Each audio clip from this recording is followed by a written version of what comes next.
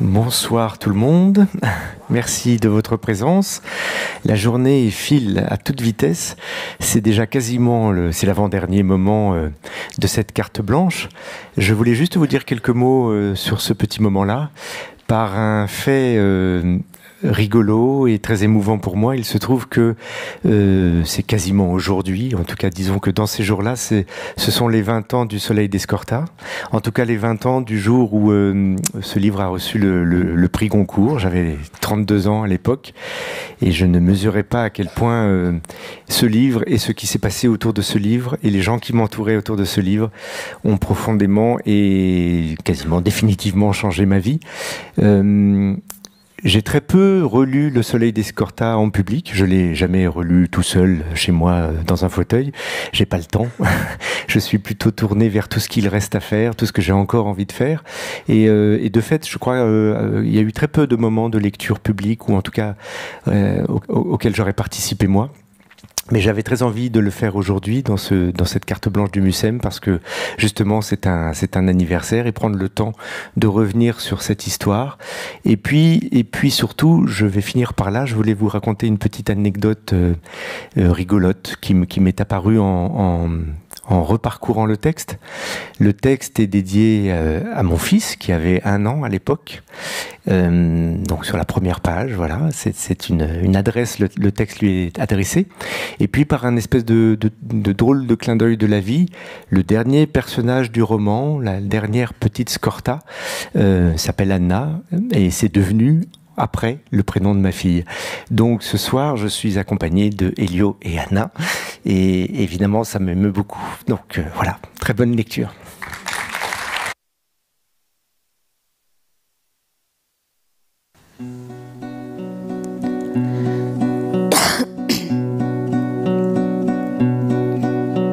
Guardate sto figlio mio, quant'è sti bello, come somiglia lo so papà, tieni l'occhio zi malandrinello,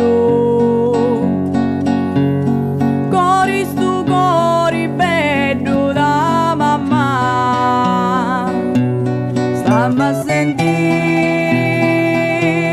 figliuzzo caro. Rocco grandit et devint un homme. Il avait un nouveau nom, mélange du patronyme de son père et de celui des pêcheurs qu'il avait recueillis. Un nouveau nom qui fut bientôt dans tous les esprits du Gargano, Rocco Scorta Mascalzone. Son père avait été un vaurien, un traîne savate vivant de petites rapines. Lui fut un véritable brigand. Il ne revint à Montepuccio que lorsqu'il fut en âge d'y apporter la terreur. Il attaquait les paysans dans les champs, volait les bêtes, assassinait les bourgeois qui s'égaraient sur les routes, il pillait les fermes, rançonnait les pêcheurs et les commerçants. Plusieurs carabiniers furent lancés à sa poursuite, mais ils furent retrouvés sur le bord des routes, une balle dans le crâne, le pantalon baissé ou accroché comme des poupées dans les figuiers de barbarie. Il était violent et affamé. On lui prêtait une vingtaine de femmes. Lorsque sa réputation fut assise et qu'il régna sur toute la région comme un seigneur sur son peuple, Rocco revint à Montepuccio, comme un homme qui n'a rien à se reprocher, le visage découvert et le front haut. En 20 ans, les rues n'avaient pas changé. Tout semblait devoir rester parfaitement identique. Le village était toujours ce petit tas de maisons serrées les unes contre les autres, avec ces longs escaliers sinueux qui descendaient vers la mer. Rocco s'installa sur les hauteurs du village. Il s'appropria un vaste terrain difficile d'accès et y fit construire une belle et grande ferme. C'est cet hiver-là qu'il se présenta à Don Giorgio. Il était flanqué de 2 hommes au visage sinistre et d'une jeune femme au regard craintif. Les hommes portaient pistolets et carabines. Rocco appela le curé et lorsque celui-ci fut face à lui, il lui demanda de le marier. Don Giorgio s'exécuta. Lorsqu'au milieu de la cérémonie, il lui demanda le nom de la jeune fille, Rocco eut un sourire gêné et lui murmura « Je ne sais pas, mon père ». Et comme le curé restait là, bouche bée, se demandant s'il n'était pas en train de consacrer par le mariage un enlèvement, Rocco ajouta « Elle est sourde et muette. » « Pas de nom de famille » insista Don Giorgio. « Peu importe, » répondit Rocco. « Elle sera bientôt une scorta mascalzone. » Le curé poursuivit sa cérémonie, inquiet à l'idée de commettre quelque faute profonde dont il aurait à répondre face au Seigneur. Mais il bénit l'union et finit par lancer un « Amen » profond, comme on dit « Adieu va » en jetant les dés sur la table de jeu. À l'instant où le petit groupe allait remonter en scène et disparaître, Don Giorgio prit son courage à deux mains et héla la jeune mariée. « Rocco, reste un peu avec moi, je voudrais te parler. » Il y eut un long silence. Rocco fit signe à ses deux témoins de partir sans lui et d'emmener son épouse. Don Giorgio avait maintenant repris ses esprits et son courage. Quelque chose chez le jeune homme l'intriguait et il sentait qu'il pouvait lui parler. Le brigand, qui faisait trembler toute la région, avait conservé à son égard une forme de piété, sauvage mais réelle. « Nous savons, toi et moi, comment tu vis. Le pays tout entier est rempli du récit de tes crimes. Les hommes pâlissent à ta vue et les femmes se signent à l'évocation de ton nom. Tu inspires la peur partout où tu vas. Pourquoi, Rocco, terrorises-tu ceux de Montepulciano ? Je suis fou, mon père. Fou ? Un pauvre bâtard fou, oui. Vous le savez mieux que quiconque. Je suis né d'un cadavre et d'une vieille. Dieu s'est moqué de moi. Dieu ne se moque pas de ses créatures, mon fils. Il m'a fait à l'envers, mon père. Vous ne le direz pas parce que vous êtes un homme d'église, mais vous le pensez comme tous les autres. Je suis fou. Oui, une bête qui n'aurait pas dû naître. Tu es intelligent. Tu pourrais choisir d'autres moyens pour te faire respecter. Je suis riche aujourd'hui, mon père. Plus riche qu'aucun de ces crétins de Montepulciano. Et ils me respectent pour cela. C'est plus fort qu'eux, je leur fais peur. Mais ce n'est pas l'essentiel. Au fond d'eux-mêmes, ce n'est pas la peur qu'ils éprouvent, mais l'envie et le respect, parce que je suis riche. Ils ne pensent qu'à cela, l'argent, l'argent. Et j'en ai plus que tous réunis. Tu es riche de tout cet argent parce que tu le leur as volé. Vous voulez me demander de laisser tranquille vos cutéreux de Montepulciano, mais vous ne savez pas comment le faire parce que vous ne trouvez pas de bonnes raisons à m'exposer. Et vous avez raison, mon père. Il n'y a pas de raison pour que je les laisse en paix. Ils étaient prêts à tuer un enfant. Je suis leur châtiment. Et voilà tout. Alors j'aurais dû les laisser faire. Si tu les voles et les assassines aujourd'hui, c'est comme si c'était moi qui le faisais. Je ne t'ai pas sauvé pour que tu fasses cela. Ne me dites pas ce que je dois faire, mon père. Je te dis ce que le Seigneur veut que tu fasses. Qu'il me punisse si ma vie lui est une insulte. Qu'il débarrasse Montepulciano de ma présence. Rocco. Les fléaux, Don Giorgio. Souvenez-vous des fléaux et demandez au Seigneur pourquoi il ronge la terre parfois d'incendie ou de sécheresse. Je suis une épidémie, mon père, rien de plus. Un nuage de sauterelles, un tremblement de terre, une maladie infectieuse. Tout est sans dessus-dessous. Je suis fou, enragé. Je suis la malaria et la famine. Demandez au Seigneur. Je suis là et je ferai mon temps. Rocco se tut, monta sur son cheval et disparut. Le soir même, dans le secret de la cellule, le père Zampanelli interrogeait le Seigneur de toute la force de sa foi. Il voulait savoir s'il avait bien agi en sauvant l'enfant. Il supplia dans ses prières, mais seul le silence du ciel lui répondit. À Montepulciano, le mythe de Rocco Scorta Mascalzone enfla encore. On raconta que s'il avait choisi une muette pour femme, une muette qui n'était même pas belle, c'était pour assouvir ses désirs d'animal. Pour qu'elle ne puisse pas crier lorsqu'il la battait et la violait. On racontait aussi que s'il avait choisi cette pauvre créature, c'était pour être certain qu'elle n'entende rien de ses conspirations, ne raconte rien de ce qu'elle savait. Une muette, oui, pour être certain de n'être jamais trahi. C'était bien le diable, décidément. Mais on dut reconnaître également que depuis le jour de son mariage, Rocco ne toucha plus à un cheveu des habitants de Montepulciano. Il avait étendu ses activités bien plus loin, dans les terres des Pouilles. Et Montepulciano se remit à vivre calmement, fier même d'héberger une telle célébrité.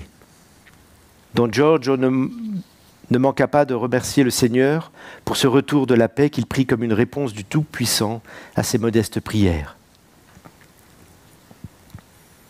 Rocco fit 3 enfants à la muette, Domenico, Giuseppe et Carmela. Les habitants de Montepulciano ne le voyaient quasiment plus. Il était toujours sur les routes, cherchant à étendre sa zone d'activité. Lorsqu'il revenait dans sa ferme, c'était de nuit. On apercevait les lumières des bougies au travers des fenêtres. On entendait des rires, des bruits de banquets. Cela durait plusieurs jours, puis le silence retombait. Rocco ne descendait jamais au village. Les enfants Scorta, eux, y passaient le plus clair de leur temps. Mais ils étaient condamnés à une sorte de quarantaine polie. On leur parlait le moins possible. Les gamins du village étaient priés de ne pas jouer avec eux. Combien de fois les mères de Montepulciano avaient dit à leur progéniture « Tu ne dois pas jouer avec ces enfants ». Et lorsque l'innocent demandait pourquoi, on lui répondait « Ce sont des mascalzone ». Les trois petits avaient fini par accepter implicitement cet état des choses. Ils avaient constaté qu'à chaque fois qu'un gamin du village s'approchait d'eux avec l'envie de jouer, une femme sortait de nulle part, le giflait, le tirait par le bras et hurlait « Crasse de misère, qu'est-ce que je t'ai dit ?» Et le malheureux s'éloignait dans les pleurs. Du coup, ils ne jouaient qu'entre eux. Le seul enfant qui se mêlait à leur petit groupe s'appelait Raphaël, mais tout le monde l'appelait par son diminutif Failuccio. C'était un fils de pêcheur d'une des familles les plus pauvres de Montepulciano. Raphaël avait pris en amitié les Scorta et ne les quittait plus, passant outre l'interdiction de ses parents. Chaque soir, lorsqu'il rentrait, son père lui demandait avec qui il avait traîné et chaque soir, le petit répétait « avec mes amis ». Alors chaque soir, son père le bourrait de coups en maudissant le ciel de lui avoir donné un crétin de fils comme celui-là. Quand le père était absent, c'était la mère qui posait la question rituelle et elle frappait plus fort encore. Raphaël était ainsi 1 mois, prenant chaque soir une raclée. Mais le petit avait le cœur sur la main et il lui semblait impensable de passer ses journées à autre chose qu'à accompagner ses amis. Au bout d'1 mois, les parents, lassés de frapper, ne posèrent plus aucune question. Ils avaient fait une croix sur leur fils, considérant qu'il ne fallait plus rien attendre de pareille progéniture. Sa mère, désormais, le traitait comme un vaurien. Elle lui disait à table « Hé, délinquant, passe-moi le pain !» Et elle le disait sans rire, sans désir de se moquer, comme un simple constat. Cet enfant était perdu, et mieux valait considérer qu'il n'était déjà plus tout à fait son fils. Un jour de février 1928, Rocco apparut au marché. Il vint accompagné de la muette et de ses 3 enfants, habillés comme pour un dimanche. Cette apparition stupéfia le village. Plus personne ne l'avait vu depuis si longtemps. C'était maintenant un homme de plus de 50 ans, encore robuste. Il portait une belle barbe grisonnante qui cachait ses joues creuses. Son regard n'avait pas changé. Il trahissait toujours par instants quelque chose de fiévreux. Sa mise était noble et élégante. Il passa toute la journée au village, allant d'un café à un autre, acceptant les cadeaux qu'on lui offrait, écoutant les requêtes qu'on lui faisait. Il était calme et son mépris pour Montepulciano semblait avoir disparu. Rocco était là, se promenant d'étal en étal, et tous s'accordaient à dire qu'un tel homme, après tout, ferait un bon maire. Le jour tomba vite. Une petite pluie froide vint battre le pavé du Corso. La famille Scorta Mascalzone remonta dans sa propriété, laissant derrière elle les villageois commenter à l'infini cette apparition inattendue. Lorsque la nuit tomba, la pluie se fit plus dense. Il faisait froid maintenant et la mer était agitée. Le roulis des vagues remontait le long de la falaise. Don Giorgio avait dîné d'une soupe de pommes de terre. On frappa à la porte de l'église. Don Giorgio sursauta. Il crut d'abord avoir mal entendu, le bruit de la pluie peut-être. Mais les coups se firent plus insistants. Il se précipita, pensant alors qu'il devait s'agir d'une extrême onction. Devant lui se tenait Rocco Scorta, trempé de la tête aux pieds. Don Giorgio resta immobile, le temps pour lui de dévisager cet homme et de constater à quel point les années avaient passé et modifié ses traits. Mon père, Entre, entre. Qu'est-ce qui t'amène? je suis venu me confesser. Ah non, il n'en est pas question. Mon père, Non. mon père. Lorsque nous aurons parlé, vous et moi, je rentrerai chez moi, je m'allongerai et je mourrai. Croyez-moi, je dis ce qui sera. Ne me demandez pas pourquoi, c'est ainsi. Mon heure est arrivée, je le sais. Je suis là, face à vous. Je veux que vous m'entendiez, et vous allez m'entendre, parce que vous êtes un serviteur de Dieu et que vous ne pouvez vous substituer au Seigneur. Don Giorgio était ébahi par la volonté et le calme qui émanait de son interlocuteur. Il n'y avait rien d'autre à faire que s'exécuter. Rocco s'agenouilla dans l'obscurité de l'église et récita un Notre Père, puis il releva la tête et se mit à parler. Il raconta tout, chacun de ses crimes, chacun de ses méfaits, sans cacher aucun détail. Il avait tué, il avait pillé, il avait pris la femme d'autrui, il avait vécu par le feu et la terreur. Sa vie n'était faite que de cela, de vol et de violence. Dans la nuit, Don Giorgio ne distinguait pas ses traits, mais il se laissait emplir de sa voix, acceptant la longue mélopée de péchés et de crimes qui sortait de la bouche de cet homme. Il lui fallait entendre tout. Rocco Scorta Mascalzone égréna la liste de ses crimes pendant des heures entières. Lorsqu'il eut terminé, le curé fut pris de vertige. Le silence était revenu, il ne savait que dire. Que pouvait-il faire après ce qu'il avait entendu? Ses mains tremblaient. « Je t'ai entendu, mon fils, et je ne pensais pas qu'il me serait donné un jour d'entendre pareil cauchemar. Tu es venu à moi, je t'ai offert mon écoute. Il n'est pas en mon pouvoir de la refuser à une créature de Dieu, mais t'absoudre, cela je ne peux pas. Tu te présenteras à Dieu, mon fils, et il faudra s'en remettre à sa colère. Je suis un homme. » Et Don Giorgio ne sut jamais s'il avait dit cela pour montrer qu'il ne craignait rien, ou au contraire pour excuser ses péchés. Le curé était fatigué. Il se leva, il était nauséeux de tout ce qu'il avait entendu et voulait être seul. Mais la voix de Rocco retentit à nouveau. « Ce n'est pas fini, mon père. Qu'y a-t-il ? Je voudrais faire un don à l'Église. » Quel don ? Tout, mon père. Tout ce que je possède. Toutes ces richesses accumulées année après année. Tout ce qui fait de moi, aujourd'hui, l'homme le plus riche de Montepulciano. Je n'accepterai rien de toi. Ton argent suinte le sang. Comment oses-tu seulement le proposer? Après tout ce que tu viens de me dire, rends-le à ceux que tu as volés, si le repentir t'empêche de dormir. Vous savez bien que cela est impossible. La plupart de ceux que j'ai volés sont morts. Et les autres, comment les retrouverai-je? Tu n'as qu'à distribuer cet argent à ceux de Montepulciano, aux pauvres, aux pêcheurs et à leurs familles. C'est ce que je ferai en vous le donnant. Vous êtes l'Église, et tous ceux de Montepulciano sont vos enfants. À vous de faire le partage. Si je le fais moi-même, de mon vivant, je donne à ces gens de l'argent sale, et je les rends complices de mes crimes. Si c'est vous qui le faites, tout est différent. Entre vos mains, cet argent sera béni. Quel était cet homme? Don Giorgio était stupéfait par la façon dont Rocco s'exprimait, cette intelligence, cette clarté, pour un brigand qui n'avait aucune éducation. Il se mit alors à rêver à ce qu'aurait pu devenir Rocco Scorta, un homme agréable, charismatique, avec une lumière dans les yeux qui vous donnait envie de le suivre jusqu'au bout du monde. Et tes enfants? Tu vas ajouter à la liste de tes crimes celui de dépouiller tes enfants? Ce n'est pas un cadeau que de les laisser jouir d'un bien volé. Ce serait les conforter dans le péché. Sais-tu à quoi tu les condamnes? Oui, à vivre, sans repos. Don Giorgio sentit en lui la fatigue des vaincus. Soit, j'accepte le don. Tout ce que tu possèdes, ta fortune entière, soit. Mais ne pense pas te racheter ainsi. Non, mon père, je n'achète pas mon repos. Il ne saurait y en avoir. Je voudrais quelque chose d'autre en échange. Quoi donc? Je fais don à l'Église de la plus grande fortune que Montepulciano ait connue. En échange, je demande humblement que les miens, malgré la pauvreté qui les touchera désormais, soient enterrés comme des princes. Juste cela. Les Scorta, après moi, vivront dans la misère, puisque je ne laisse rien. Mais que leur enterrement soit fastueux comme aucun autre. À la charge de cette Église à qui je donne tout, d'honorer sa parole. Qu'elle nous enterre les uns après les autres en procession. Ne vous méprenez pas, Don Giorgio. Ce n'est pas par orgueil que je demande cela. C'est pour Montepulciano. Je vais engendrer une lignée de crève-la-faim. Ils seront méprisés. Je connais les Montepulciens. Ils ne respectent que l'argent. Clouez-leur le bec en enterrant les plus pauvres d'entre eux avec les honneurs dus au Seigneur. Les derniers seront les premiers. Que cela soit vrai à Montepulciano au moins.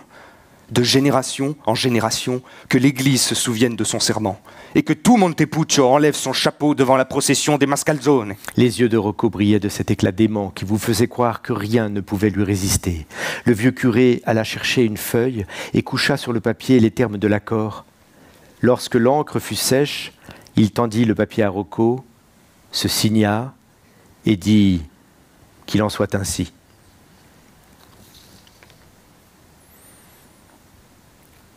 Rocco Scorta et Don Giorgio avaient passé la nuit à parler. Ils se séparèrent sans un mot, sans accolade, comme s'ils devaient se revoir le soir même. Rocco rentra chez lui, la famille était déjà levée.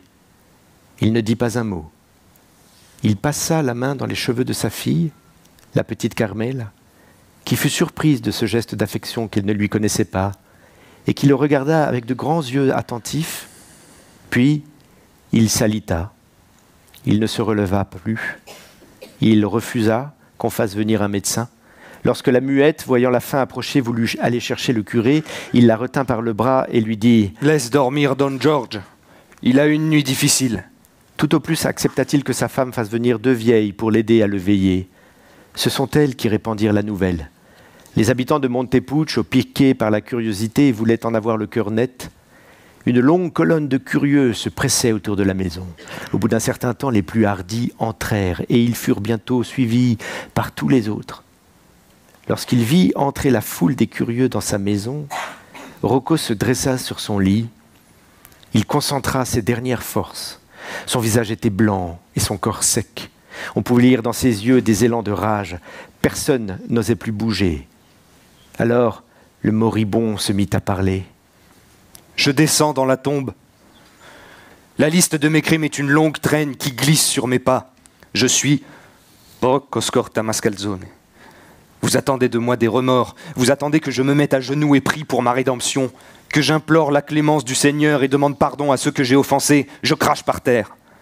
La miséricorde de Dieu est une eau facile dans laquelle les lâches se lavent le visage. Je ne demande rien. Je sais ce que j'ai fait. J'ai péché, j'ai tué et violé. Qui a arrêté mon bras? Qui m'a plongé dans le néant pour débarrasser la terre de ma présence? Personne. Les nuages ont continué à traverser le ciel. Il a fait beau les jours où j'avais du sang sur les mains. Il a fait beau de cette lumière qui semble un pacte entre le monde et le Seigneur. Quel pacte est possible dans un monde où je vis? Non, le ciel est vide et je peux mourir en souriant. J'ai bu, j'ai joui, j'ai rôté dans le silence des églises. Et vous, qui me méprisez, vous, qui me vouez aux pires tortures, vous avez fini par prononcer mon nom avec admiration. L'argent que j'ai accumulé y est pour beaucoup. Car si vous crachez sur mes crimes, vous ne pouvez réprimer en vous le vieux respect puant de l'homme pour l'or. Oui, j'en ai. Plus qu'aucun d'entre vous, j'en ai. Et je ne laisse rien. Je disparais avec mes couteaux et mes rires de violeur. J'ai fait ce que j'ai voulu, tout au long de ma vie. Je suis Rocco Scorta Mascalzone. Réjouissez-vous, je meurs. Lorsqu'il eut achevé ces derniers mots, il se renversa sur son lit. Ses forces l'abandonnèrent. Il ne râla pas, ne gémit pas. Il mourut, le regard droit. L'enterrement fut fixé au lendemain. C'est alors que Montepuccio connut sa plus grande surprise. Des hauteurs de la ferme d'Escorta montait la musique lancinante d'une procession, et les habitants virent bientôt arriver un long cortège endeuillé, à la tête duquel le vieux père Zampanelli agitait un beau ciboire d'argent qui emplissait les rues d'une odeur lourde d'encens. Le cercueil était porté par 6 hommes. On avait sorti la statue du saint patronal, Sant'Elia, portée par 10 autres hommes. Les musiciens jouaient les chants les plus tristes du pays, au pas lent des marches cadencées. Jamais personne n'avait été enterré ainsi à Montepuccio. La procession entra enfin dans l'église. Après une courte cérémonie durant laquelle le curé annonça que Rocco Scorta Mascalzone avait fait don de sa fortune à l'église, ce qui provoqua un brouhaha de stupéfaction et de commentaires, le cortège s'ébranla à nouveau au son poignant des cuivres. Les cloches de l'église ponctuaient les mélodies plaintives de l'orchestre. Tout le village était là. Et dans tous les esprits, les mêmes questions se posaient à l'infini. S'agissait-il vraiment de toute sa fortune? Combien cela faisait-il? Qu'allait en faire le curé? Qu'allait devenir la muette? Et les 3 enfants? Il scrutait le visage de la pauvre femme pour essayer de deviner si elle était au courant des dernières volontés de son mari, mais rien ne transparaissait dans les traits fatigués de la veuve. Tout le village était là, et Rocco Scorta sourit dans sa tombe. Il avait mis une vie entière, mais il était parvenu à ce qu'il avait désiré durant toute son existence, mettre Montepuccio à sa botte, tenir le village dans sa main, par l'argent, puisque l'argent était le seul moyen. Et lorsqu'enfin ces cutéreux avaient cru le cerner, lorsqu'il s'était même mis à l'aimer, à lui donner du Don Rocco, lorsqu'ils avaient commencé à honorer sa fortune, à lui baiser les mains, il avait tout brûlé dans un grand éclat de rire. C'était là ce qu'il avait tant désiré. Oui, Rocco sourit dans sa tombe, sans plus se soucier de ce qu'il laissait derrière lui. Pour ceux de Montepulciano, la chose était claire. Rocco avait transformé la malédiction qui frappait sa race. La lignée des Mascalzone était une lignée de bâtards condamnés à la folie. Rocco avait été le premier, mais les autres, à n'en pas douter, seraient pires. Par le don de sa fortune, il avait voulu modifier cette malédiction. Les siens, désormais, ne seraient plus fous, mais pauvres. Et pour tout Montepulciano, cela semblait respectable. Devant la tombe de leur père, les 3 enfants restaient serrés les uns contre les autres. Raphaël était là aussi, tenant la main de Carmela. Ils ne pleuraient pas. Aucun d'eux ne ressentait de réelle douleur pour la mort de leur père. Ce n'était pas le chagrin qui leur faisait serrer les mâchoires, c'était la haine. Ils comprenaient que tout leur avait été enlevé et que désormais ils ne pourraient compter que sur leur propre force. Ils comprenaient qu'une volonté sauvage les condamnait à la misère et que cette volonté, c'était celle de leur père. Domenico, Giuseppe et Carmela fixaient le trou dans la terre à leurs pieds et ils sentaient qu'ils enterraient leur vie tout entière. De quoi vivraient-ils demain? Avec quel argent? Et où, puisque même la ferme avait été donnée? De quelle force allait-il falloir être pour livrer les combats qui se préparaient? Ils se tenaient serrés les uns contre les autres, pleins de haine pour les jours à venir. Ils l'avaient compris, ils le sentaient déjà dans les regards qu'on leur lançait. Ils étaient pauvres désormais, pauvres à en crever.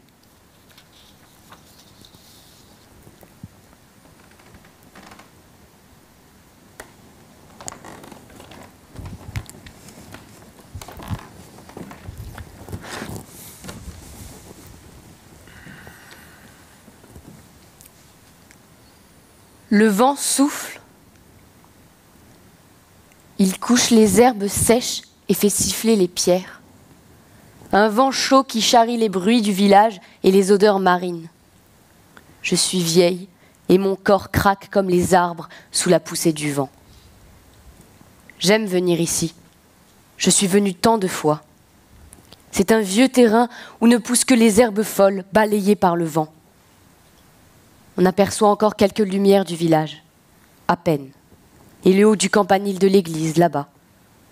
Il n'y a rien ici, que ce vieux meuble en bois, à moitié enfoncé dans la terre. C'est là que je voulais vous emmener, Don Salvatore. C'est là que je voudrais que nous nous asseyions. Vous savez ce qu'est ce meuble? C'est l'ancien confessionnal de l'église, celui qui était utilisé à l'époque de Don Giorgio. Il a été remplacé par votre prédécesseur. Les hommes chargés du déménagement l'ont sorti de l'église et l'ont laissé là. Personne n'y a jamais touché. Il s'est détérioré, la peinture est partie, le bois a vieilli, il s'est affaissé dans la terre. Je m'y assois souvent. Il est de mon temps. Je ne me confesse pas, Don Salvatore, ne vous méprenez pas. Si je vous ai amené ici, si je vous demande de vous asseoir à mes côtés sur ce vieux banc de bois, ce n'est pas pour avoir votre bénédiction. L'escorta ne se confesse pas. Mon père fut le dernier. Ne froncez pas les sourcils, je ne vous insulte pas. Je suis simplement la fille de Rocco, et même si je l'ai longtemps détesté, cela ne change rien, son sang coule en moi. Je me souviens de lui sur son lit de mort, son corps brillait de sueur. Il avait le teint pâle. La mort lui courait déjà sous la peau. Il a pris le temps de regarder tout autour de lui. Le visage entier se pressait dans la petite chambre. Son regard a glissé sur sa femme, ses enfants et la foule de ceux qui l'avaient terrorisé, et il a dit avec un sourire de moribond « Réjouissez-vous, je meurs ». Ces mots-là m'ont frappé comme une gifle au visage. « Réjouissez-vous, je meurs ». Les Montepulciani sûrement se sont réjouis. Mais nous 3, au bord du lit, nous l'avons regardé avec de grands yeux vides. Quelle joie allions-nous connaître? Pourquoi nous réjouirions-nous de sa disparition? J'aurais dû le détester, n'avoir pour lui que la haine des enfants insultés.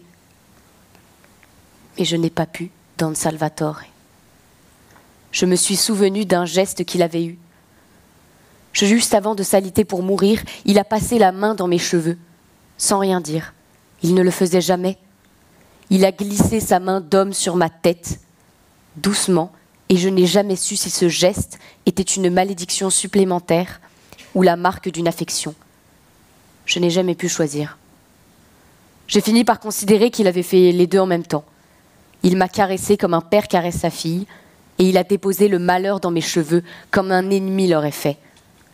C'est par ce geste que je suis la fille de mon père. Il ne l'a pas fait avec mes frères. Je suis la seule à avoir été marquée. Le vent souffle. La nuit nous entoure. Personne ne nous entend, que les pierres sur lesquelles ricochent nos voix. Nous sommes assis sur un banc maltraité par les années.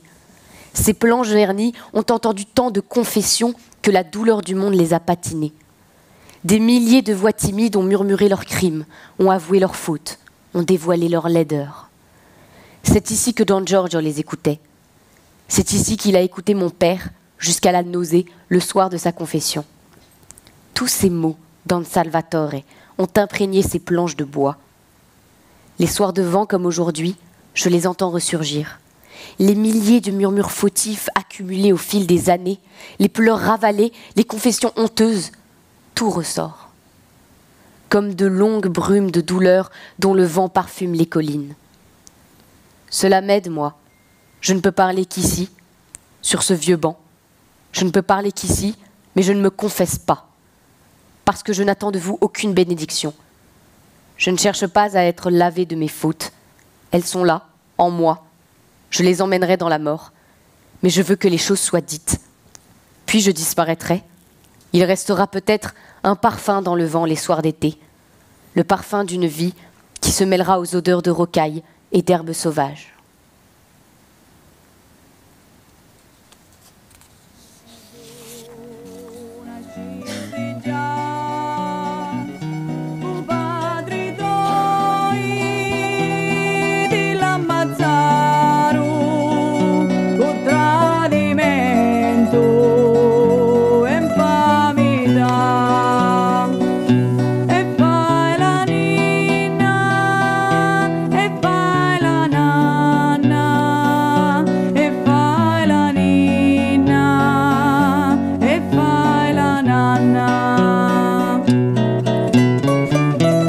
Carmela s'éveilla saisie de panique. Elle avait 1000 choses à faire. Se changer, habiller les deux enfants, faire son chignon, vérifier que la chemise blanche qu'Antonio avait choisie était bien repassée, gominer Elia et Donato, les parfumer pour qu'ils soient beaux comme des sous-neufs, ne pas oublier son éventail, car la journée était chaude et l'air ne tarderait sûrement pas à être suffocant. Elle était dans la même nervosité que s'il s'était agi de la communion de ses fils ou de son propre mariage. Il y avait tant de choses à faire, ne rien oublier et tenter de ne pas être en retard. Elle allait d'un point à un autre de la maison, une brosse à la main, une épingle entre les lèvres, cherchant ses chaussures et maudissant sa robe qui semblait avoir rétréci et qu'elle avait du mal à boutonner. Enfin, la famille fut prête. Il ne restait plus qu'à partir. Antonio redemanda une nouvelle fois où était le rendez-vous, et Carmela répéta « Sanacore. Mais où nous emmène-t-il » Je ne sais pas, c'est une surprise. Ils partirent donc, quittant les hauteurs de Montepuccio pour longer la route côtière jusqu'au lieu-dit. Ils s'engagèrent alors sur un petit chemin de contrebande qui les mena à une sorte de terre-plein qui dominait la mer. Ils restèrent là, un temps, indécis, ne sachant plus où aller, lorsqu'ils découvrirent un panneau en bois sur lequel était écrit « Trabucco Scorta », qui indiquait un escalier. Au bout d'une interminable descente, ils arrivèrent à une vaste plateforme en bois accrochée à la falaise qui surplombait les vagues.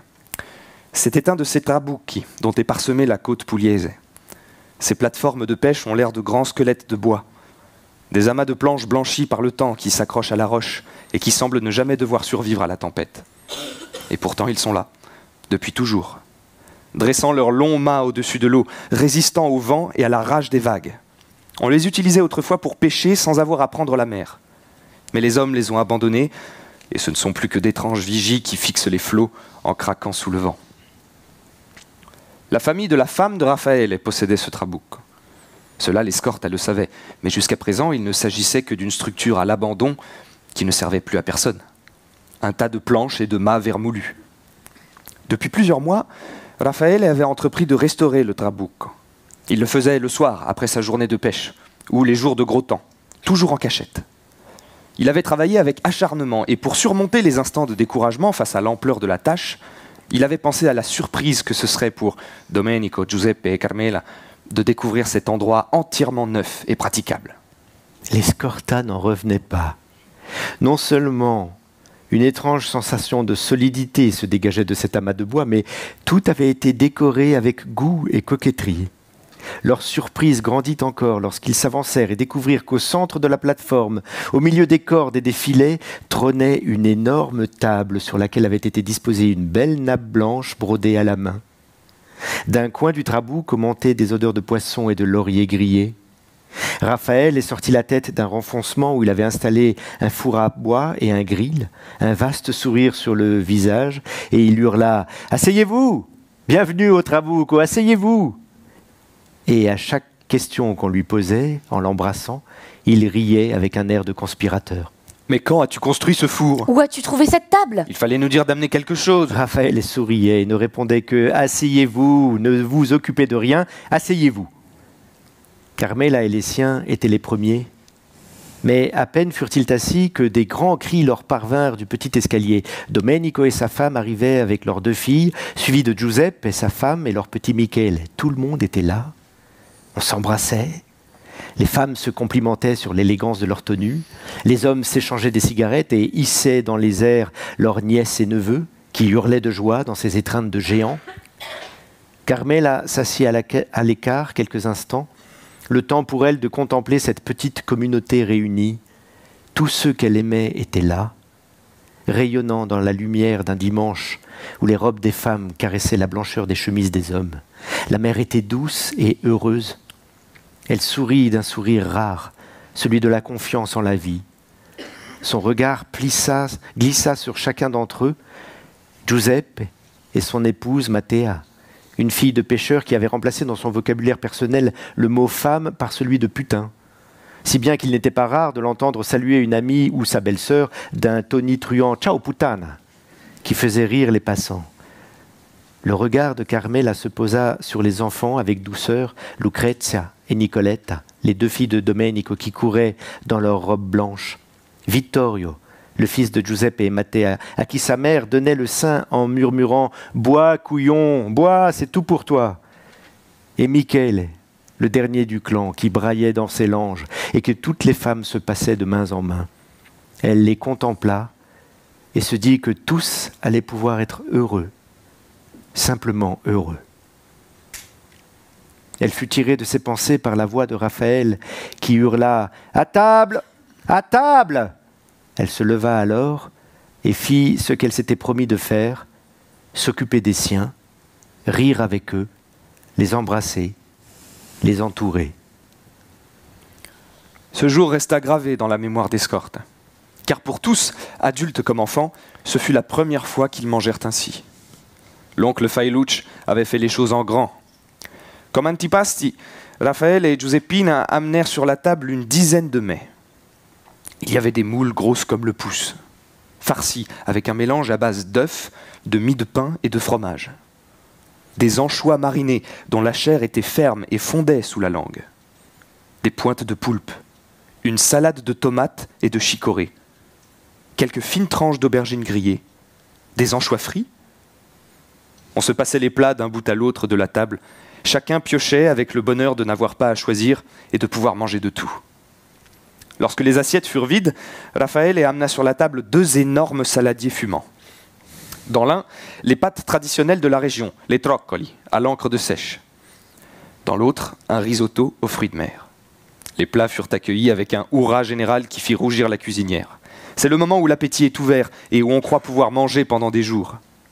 Raphaël posa également 5 bouteilles de vin du pays, un vin rouge, rugueux et sombre comme le sang du Christ. La chaleur était maintenant à son zénith. Les convives étaient protégés du soleil par une natte de bois, mais on sentait à l'air brûlant que les lézards eux-mêmes devaient suer.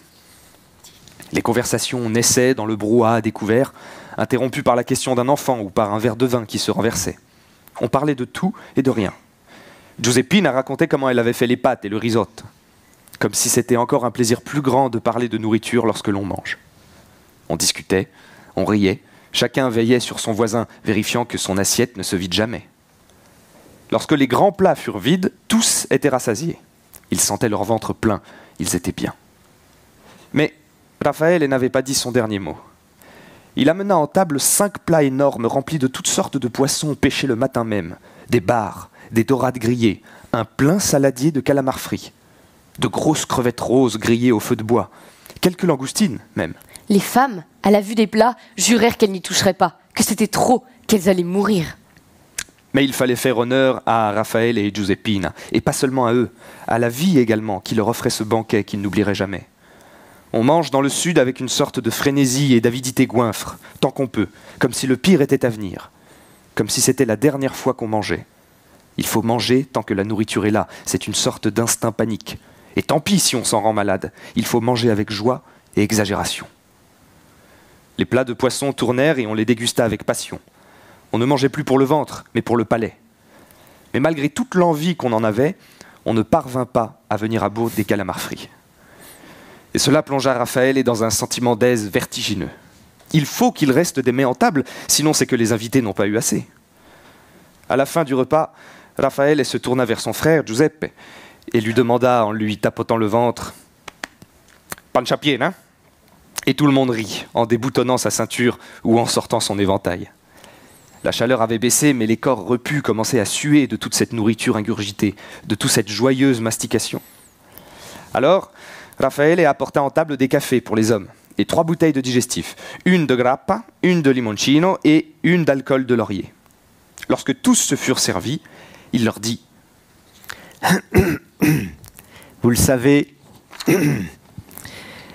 tout le village nous appelle les taciturnes. On dit que nous sommes les enfants de la muette et que notre bouche ne sert à rien d'autre qu'à manger, jamais à parler. Très bien. Soyons-en fiers. Si cela peut éloigner les curieux et faire enrager ces corne-culs, va pour les taciturnes. Mais que ce silence soit pour eux, pas pour nous. Je n'ai pas vécu tout ce que vous avez vécu. Il est probable que je crèverai à Montepuccio sans avoir jamais rien vu du monde que les collines sèches du pays. Mais vous êtes là, vous. Et vous savez bien plus de choses que moi. Promettez-moi de parler à mes enfants, de leur raconter ce que vous avez vu, que ce que vous avez accumulé durant votre voyage à New York ne meure pas avec vous. Promettez-moi que chacun d'entre vous racontera une chose à mes enfants, une chose qu'il a apprise, un souvenir, un savoir. Faisons cela entre nous, d'oncle à neveu, de tante à nièce, un secret que vous avez gardé pour vous et que vous ne direz à personne d'autre, sans quoi nos enfants resteront des Montepucciens comme les autres, ignorants du monde, ne connaissant que le silence et la chaleur du soleil. Les Scorta acquiescèrent. Oui, qu'il en soit ainsi. Que chacun parle, au moins une fois dans sa vie, à une nièce ou à un neveu, pour lui dire ce qu'il sait avant de disparaître. Parler une fois, pour donner un conseil, transmettre ce que l'on sait, parler, pour ne pas être de simples bestiaux qui vivent et crèvent sous ce soleil silencieux. Le repas était fini. 4 heures après s'être mis à table, les hommes s'étaient jetés en arrière sur leurs chaises, les enfants étaient allés jouer dans les cordes, et les femmes avaient commencé à débarrasser. Ils étaient maintenant tous épuisés comme après une bataille. Épuisés et heureux. Car cette bataille-là, ce jour-là, avait été gagnée. Longtemps, l'odeur chaude et puissante du laurier grillé resta, pour eux, l'odeur du bonheur.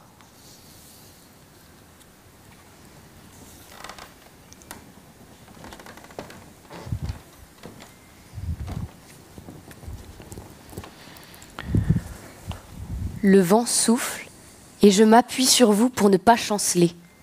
Vous me prêtez votre bras avec gentillesse. Vous êtes un homme dans la force de l'âge, je le sens à la vigueur tranquille de votre corps. Je vais vous dire pourquoi je parle à nouveau. C'est parce que j'ai commencé, hier, à perdre la tête. Ne riez pas, Pourquoi riez-vous? Vous pensez qu'on ne peut pas être suffisamment lucide pour dire que l'on perd la tête tout en la perdant vraiment? Vous vous trompez. Sur son lit d'agonie, mon père a dit « Je meurs » et il est mort. Je perds la tête. Cela a commencé hier. Et dorénavant, le temps m'est compté. Je dois parler, avant que tout ne soit englouti. Je risque de me réveiller un matin en ayant oublié mon histoire. Je voudrais que vous la gardiez, puis, lorsque ma petite fille, Anna, aura l'âge, que vous la lui transmettiez.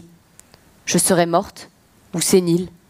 Vous le ferez, et ce sera comme si je lui parlais à travers les années.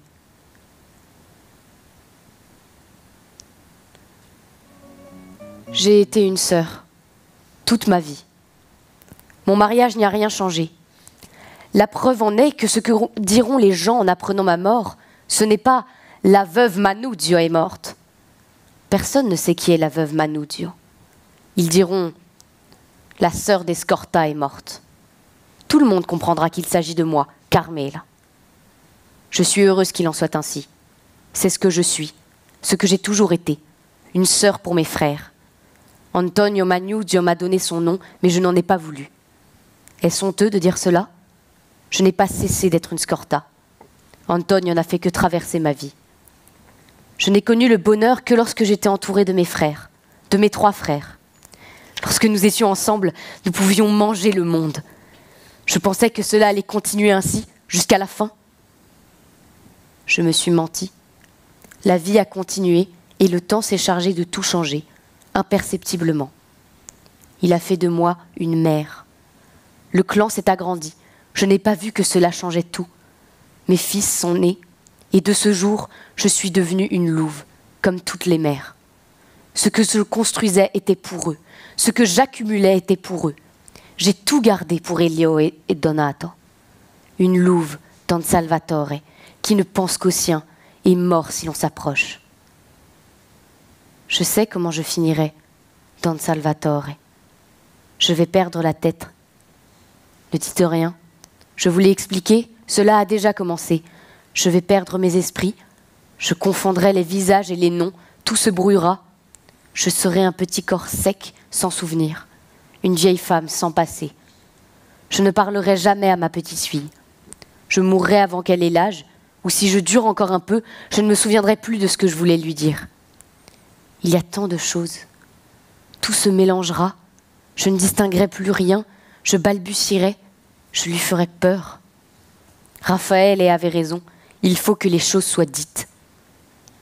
Je vous ai tout raconté. Vous lui direz, Don Salvatore. Lorsque je serai morte, ou lorsque je ne serai plus qu'une vieille poupée qui ne sait plus parler, vous lui direz à ma place, Anna. Je ne connaîtrai pas la femme qu'elle sera, mais je voudrais qu'il reste en elle un peu de moi.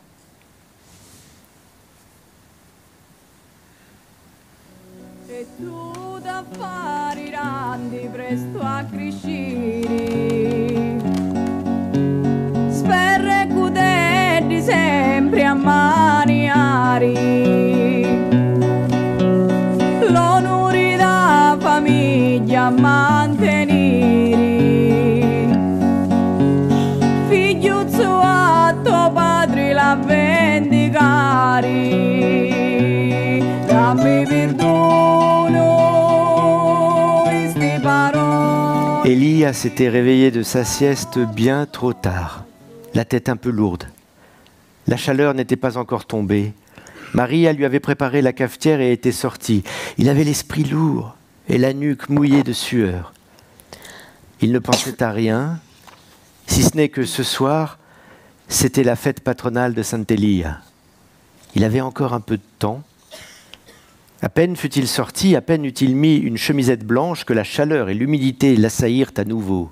Il était 6 heures du soir. À 7 heures, sa petite terrasse était à l'ombre. Il y disposa une chaise en bois pour y boire son café, espérant profiter d'un petit filet d'air. Il habitait une petite maison blanche à coupole en tuiles rouges, les maisons traditionnelles de Montepulciano. La terrasse était en rez-de-chaussée, une avancée sur le trottoir, protégée par une barrière. Il s'assit là, dégustant son café et essayant de retrouver pleinement ses esprits. Des enfants jouaient dans la rue. le petit Giuseppe, le fils de la voisine, les deux frères Mariotti et d'autres que Elia connaissait de vue. Ils jouaient à tuer les chiens du quartier pour de faux, à terrasser des ennemis invisibles ou à se poursuivre. Ils criaient, s'attrapaient, se cachaient. Tout à coup, une phrase resta dans son esprit, une phrase qu'un des gamins avait hurlée à ses camarades. « On n'a pas le droit d'aller plus loin que le vecchietto !» Elia leva la tête, contempla la rue. Les gamins se poursuivaient en se cachant derrière les pare-chocs des voitures garées le long du trottoir. Elia chercha du regard un vieillard pour saisir quelles étaient les limites du champ de jeu, mais il n'y avait personne. « Pas plus loin que le vecchietto !» répéta un des enfants en hurlant. C'est alors qu'il comprit, et cela le fit sourire. Le vecchietto, c'était lui. Là, sur sa chaise, il était le petit vieux qui servait de limite au champ de course. Alors son esprit s'échappa, et il oublia les gamins, les cris et les coups de feu imaginaires. Il se souvint, oui, que ses oncles s'étaient assis comme ils le faisaient aujourd'hui devant leur maison, et qu'à l'époque, il les trouvait vieux, que sa mère, avant de mourir, s'asseyait sur cette chaise, cette même chaise en paille, et restait des après-midi entiers à contempler les rues du quartier et à se laisser emplir par les bruits. C'était son tour maintenant. Il était vieux. Une vie entière avait passé. Sa fille avait 20 ans, Anna. Sa fille, qu'il ne se lassait pas de contempler. Oui, le temps avait passé. Et c'était à son tour de s'asseoir sur les chaises en paille, au coin des rues, en regardant passer les jeunes d'un pas pressé. Avait-il été heureux ? Il repensait à toutes ces années. Comment peser une vie d'homme ? Elle avait été comme toutes les autres, pleine successivement de joie et de larmes. Il avait perdu ceux qu'il aimait, ses oncles, sa mère, son frère. Il avait connu cette peine-là, se sentir resté seul et inutile. Mais il conservait la joie intacte d'avoir à ses côtés Maria et Anna, et cela rachetait tout. Avait-il été heureux ? Il repensa aux années qui suivirent l'incendie du bureau de tabac et à son mariage. Cela lui semblait infiniment loin, comme une autre vie. Il repensa à ces années et il lui semblait qu'il n'avait pas eu une seconde pour reprendre son souffle. Il avait couru après l'argent. Il avait travaillé jusqu'à ce que ses nuits ne soient pas plus longues que des siestes. Mais oui, il avait été heureux. Son oncle avait raison. Son vieil oncle Failucci, qui lui avait dit un jour « Profite de la sueur ». C'est ce qui était arrivé. Il avait été heureux et épuisé. Son bonheur était né de cette fatigue. Il s'était battu, il s'était accroché. Et maintenant qu'il était devenu ce petit vieux assis sur sa chaise, maintenant qu'il avait réussi à reconstruire son commerce, à offrir à sa femme et à sa fille une vie confortable, maintenant qu'il pouvait être pleinement heureux parce que hors de danger, parce que sauvé de la misère, il ne sentait plus ce sentiment intense de bonheur. Il vivait dans le confort et la tranquillité, ce qui était déjà une chance. Il avait de l'argent, mais ce bonheur sauvage, arraché à la vie, celui-là était derrière lui.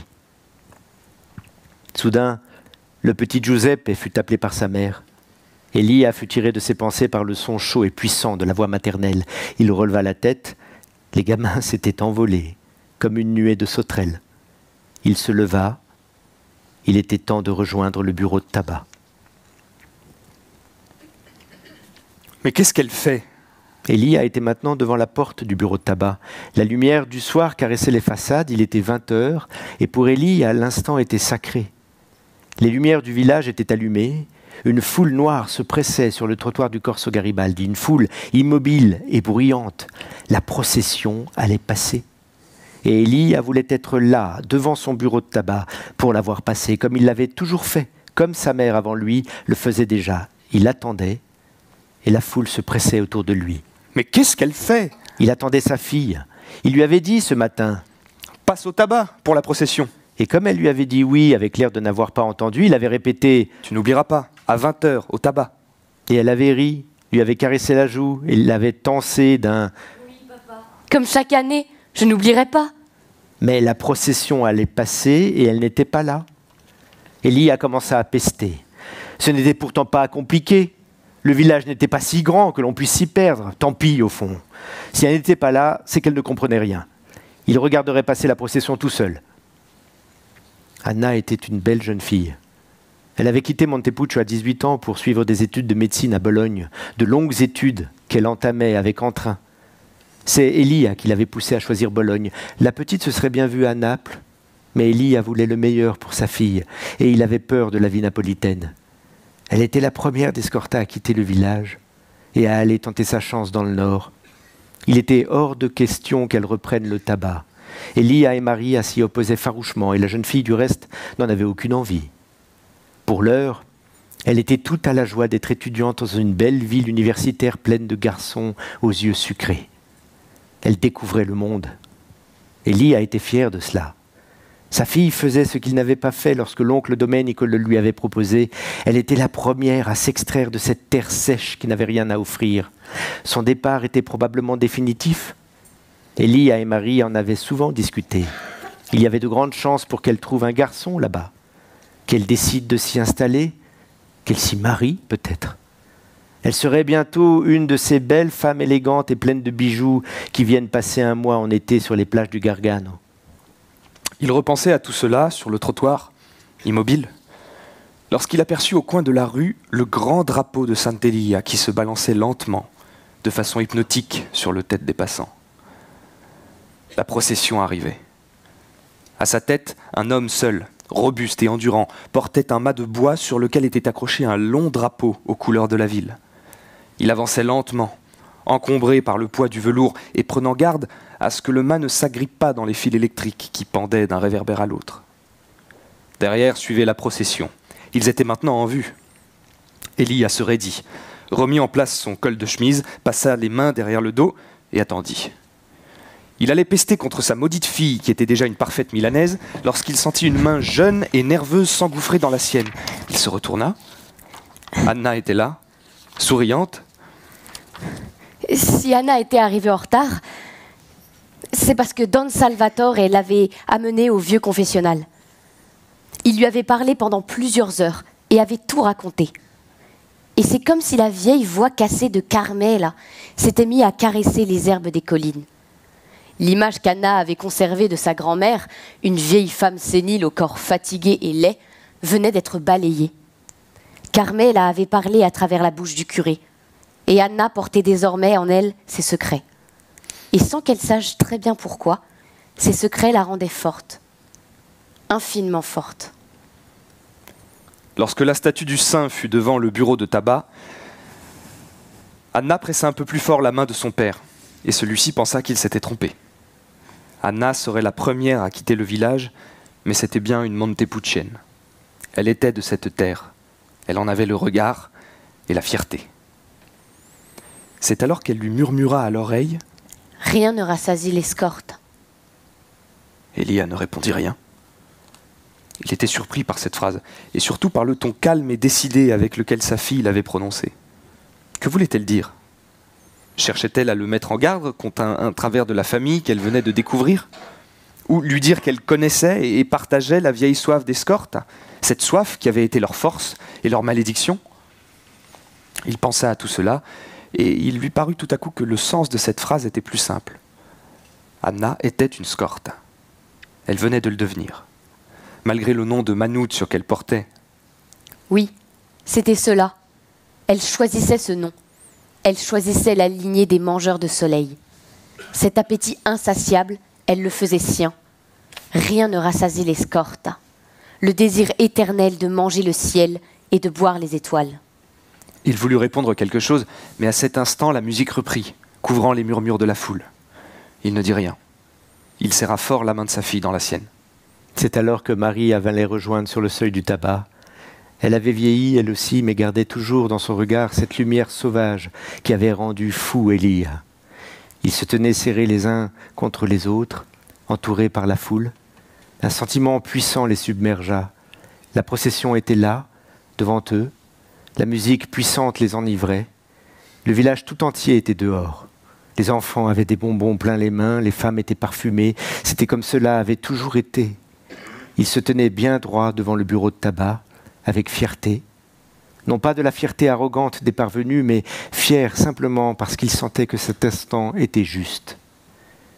Elia se signa, embrassa la médaille de la Madone qu'il avait au cou et que sa mère lui avait offerte. Sa place était ici. Oui, il n'y avait pas de doute à cela. Sa place était ici. Il ne pouvait pas en être autrement, devant le tabac. Il repensa à l'éternité de ses gestes, de ses prières, de ses espoirs, et y trouva un profond réconfort. Il avait été un homme, pensa-t-il. Juste un homme. Et tout était bien. Don Salvatore avait raison.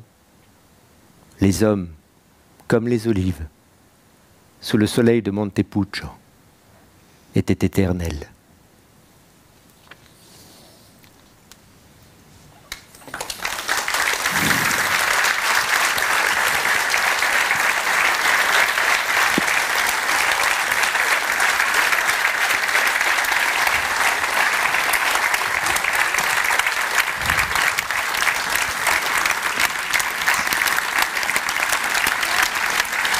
Merci.